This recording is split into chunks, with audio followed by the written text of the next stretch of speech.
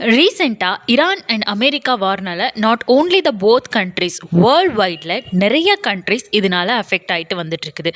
ஏன் இந்தியா கூட case and petrol தட்டுப்பாட்டுனால ரொம்பவே மக்கள் எல்லாம் கஷ்டப்பட்டு வந்துட்டுருக்காங்க.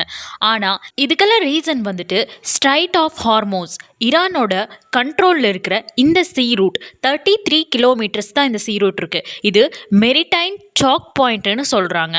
இந்த ரூட்டில் கல்ஃப்லேருந்து வாங்கிட்டு வர க்ரூட் ஆயில், கேஸ் இந்த மாதிரியான ஷிப்ஸ் வந்துட்டு இந்த ரூட் வழியாக தான் வெளியே போகணும். அப்படி இருக்கிறப்போ இந்த ரூட்டை வந்துட்டு இவங்க கண்ட்ரோலில் இருக்கிறதுனால எந்த கண்ட்ரிஸ் இவங்களுக்கு சப்போர்ட் பண்ணலையோ அவங்க யாருக்குமே இந்த ரூட்டை வந்து யூஸ் பண்ணக்கூடாது அப்படிங்கிற ஒரு ரூல்ஸை வந்து இவங்க கொண்டு வந்திருக்காங்க.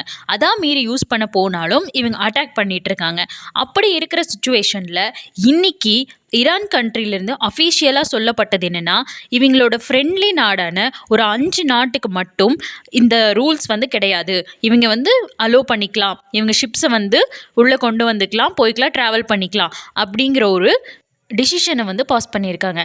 ஜாக்பாட் அடித்த மாதிரி அதில் இந்தியாவோட நேமும் இருக்குது. So India, Pakistan, Russia, China and Iraq இந்த 5 கண்ட்ரியும் எங்களோட ஃப்ரெண்ட்லி நாடு ஆனதுனால இவங்க வந்து வாங்கிக்கலாம்னு சொல்லியிருக்காங்க. ஸோ பார்ப்போம், இதுக்கப்புறமா வச்சும் நம்ம ஊரில் கேஸ் கட்டுப்பாடு கம்மியாகுதா, பெட்ரோலோட ரேட் கம்மியாகுதா அப்படிங்கிறத பார்க்கலாம்.